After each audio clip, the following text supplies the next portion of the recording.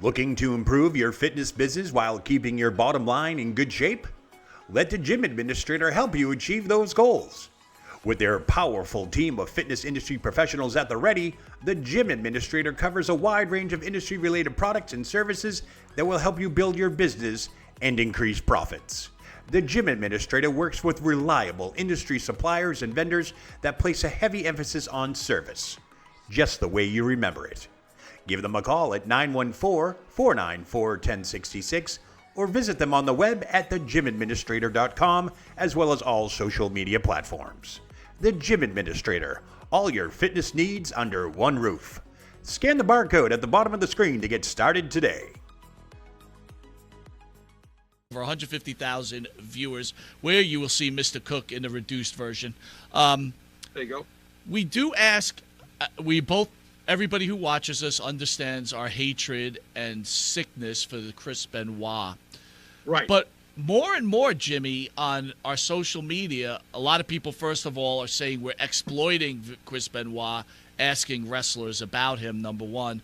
But number two, shockingly higher levels of people believing Chris Benoit did not do this murder. Thoughts on that? Absolute horse shit. The internet allows every last scumbag to come onto a keyboard and self-empower themselves with their diarrhea of the lips. The guy killed his family. Not to quote New Jack, but fuck you, Chris Benoit. I can show you 10 different videos of Chris Benoit taking a chair shot, and he's got his hand blocking it every time. And New Jack took one bump after another, broke his leg, dove from the tops of arenas, and everything else. And as New Jack said, never once did I want to kill my kid. All right? You're a bunch of fucking pathetic human beings. That's a sad excuse for a murderer who killed his wife and kid. What on earth is wrong with you that you have to get on a keyboard and spout that horse shit? All right? And Vince McMahon didn't do it, and Kevin Sullivan didn't do it. Mike, we've hung with Kevin at the bar. All right? We're not in the business, by the way, you marks. Okay? But we hung with Kevin at the bar, and bullshit. All right? You know, you take down a lot of people with your conspiracy theories. I'm not a fan of conspiracy theories anyway. History's being rewritten every day on plenty of things we both think is a bunch of horse shit. All right? So let them, you know, they're going to do what they're going to do. But it's not going to change the facts. And the facts have been recorded, and the man's gone, and now he's got to deal with the maker. And that's none of my business. That's the maker's business. Well done. Next week, we've got special guest Bare Knuckles former champion, Mr. Ulysses Diaz, who has the quickest knockout in the history of bare knuckle fighting. He's also an MMA fighter and a professional boxer. He also has the prestigious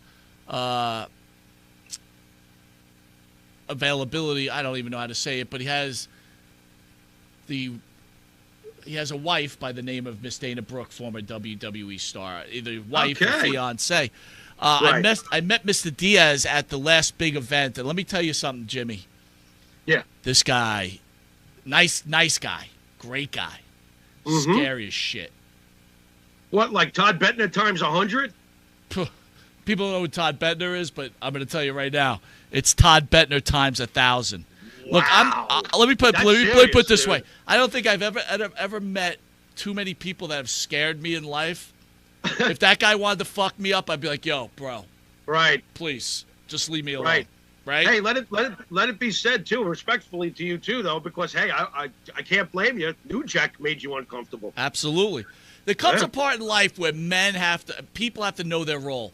I always go back to the whole Mark Merrow thing. When he found out Sable was fucking around on him, and he was ready to kick the guy's ass, and he finds out it's Brock Lesnar. He goes, all right, well, see you have later. a good time. See you later. I'm going this way. Exactly. With Mr. Diaz, if he got pissed at me, I'd be like, listen, I don't know what I did to make you mad, but I'm sorry. Right. I'm sorry. I am sorry. But the guy is so nice. I'm telling you, he's going to be an awesome guest. Anyway, I'd like to thank the band that sings the theme song for Monty the Pharaoh and Jimmy Farrow, who's on the other side of the state in Florida, along with his partner Bart Griggs, who was part of the Karen McDaniel. Oh, we have to ask Mr. Cook if he knew Wahoo, and we could explain that Mr. Cook's not on air yet, but he can hear us. our own Jimmy Farrow has married Miss Karen McDaniel, who is the former wife of Wahoo McDaniel. I don't know if it's improper to say widowed wife, but they met on this show, and it was instant love, and they had their wedding last weekend. It was fantastic. His partner, Bart Griggs, was with him. They sing such great songs as In My Dreams, This Life, Not Far Behind, Here Comes the Rain. You can find their music on Spotify, Reverb Nation. You could also go to their YouTube channel where you do what, Jimmy? Like and subscribe. And if you didn't know it, you are watching Long Island's #1 pro wrestling broadcast, Monty DeFaro. You can catch Monty DeFaro on YouTube, Facebook, Twitch, X, Instagram. Jesus, we're on all audio, iHeart, Spotify. We're also on New York Cable, where I mentioned earlier, 150,000 people will be watching Mr. Bob Cook in the reduced version. We're going to take a commercial break, Jimmy, and then we're going to have our opportunity to speak to Mr. Cook. I'm very excited. I'm going to tell you, I love Dan and Benny. He was on there. They had some audio problems, and it was a little bit messy. But what I was able to get from that wonderful interview Dan and Benny did, this guy's got the goods. And I'll be honest with you, don't understand why he wasn't a bigger star in wrestling. This guy has got his shit together, bro. Sounds like a plan, man. We'll be right back after these commercial messages.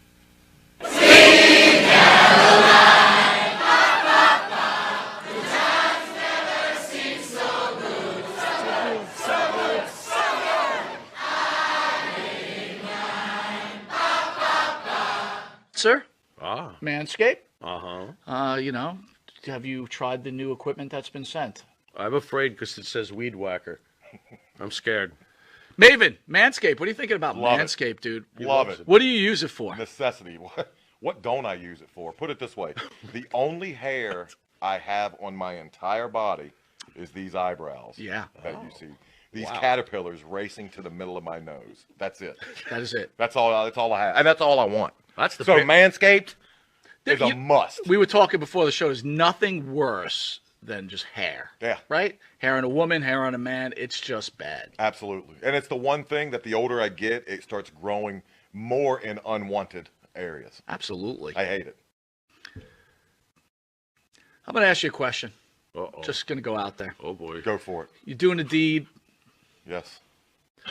Again, I don't want you to have to admit this because we, as men, we try not to admit this. But if you're going to go do the deed on a woman, I know where would you he's rather going. have her be hairless or a little hair, racing stripe, or Racing stripe. full retro bush?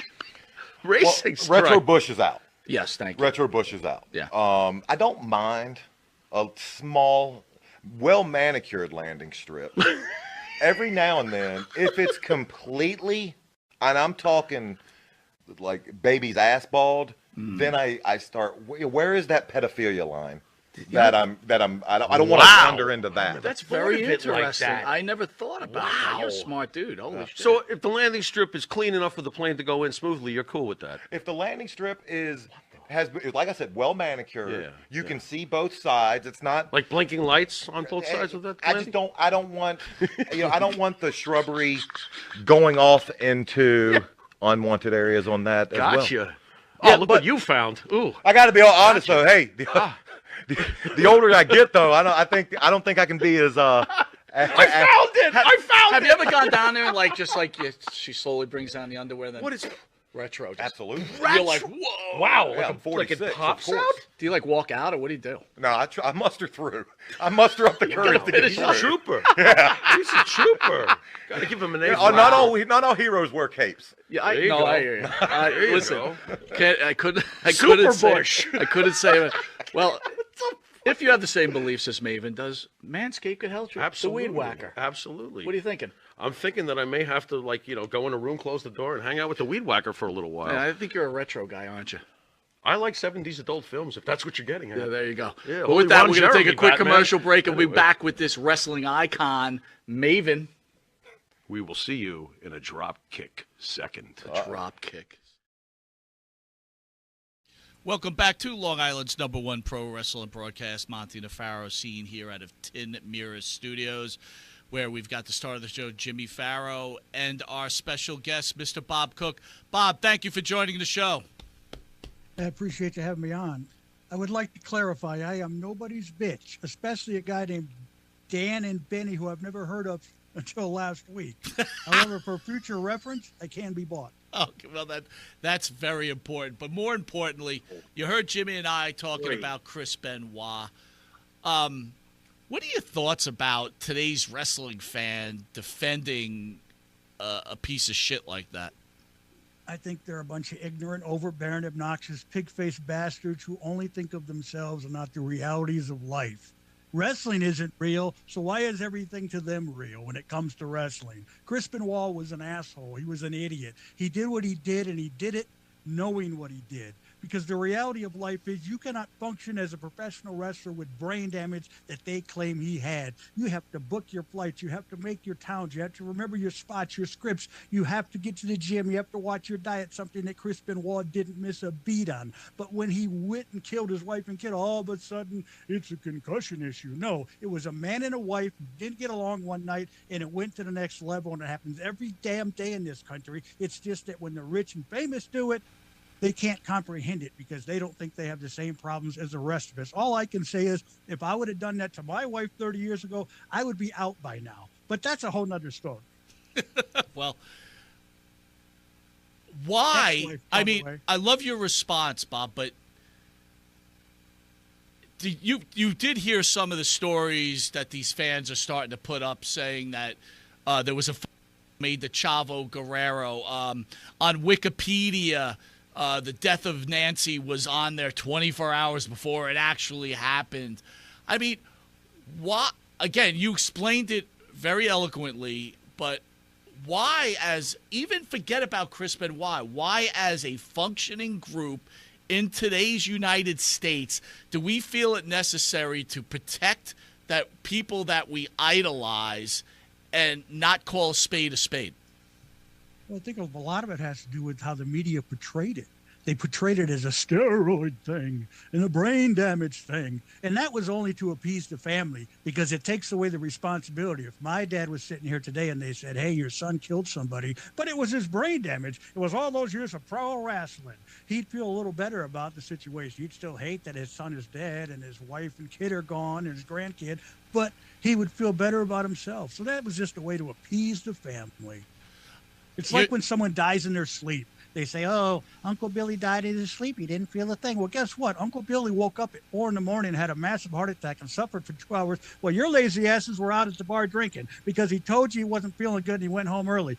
But to make you feel better, he died in his sleep peacefully. Same thing. Well, Bob, that's, you know what? Sorry. All right. No, I mean, so let's go a little deeper, then I'm going to let Jimmy take over. You're a wrestler. Your father is a wrestler, or your mother's a wrestler, whatever. Dark side of the ring, you get to see the other side, right? The children. You get to see Benoit's son, who's still alive, or you get to see a Sherry Martel's son, Chris Adams' son and daughter. What do you think about the kid? All right, this is a really tough question because I'm trying to unfocus. You know, I guess I'm part of normal society, and my father didn't rape, pillage, and murder, so it's hard for me to identify. So, is that normal society today? It may not be, Bob, and that may be the problem we're having right now. But I guess the question to you is, if you're a child of these wrestlers, because we'll just stick to wrestling at this point, how could you actively defend a Chris Adams who murdered his girlfriend by ODing her with drugs, tried to kill people, Chris Benoit who murdered his son, and let's even go on to even a little lighter thing where Sherry Martel put herself in front of her entire family just to become a wrestler? I think a lot of times in situations like that, you do whatever you can to comfort yourself, whether it's living in denial, a public denial, where in reality you're like, oh, my dad was a real asshole. But I'm not going to fall into line and say Kevin Sullivan killed, Nancy Benoit. I'm going to go ahead and say it was TCE or whatever, like CTE, whatever it was. You do things to comfort yourself, whether it's a public thing or a reality in your life. I mean, I don't know. I had a great childhood. Unfortunately, I wasn't molested. So if I ever do kill somebody, I can't blame it on my childhood. Damn it.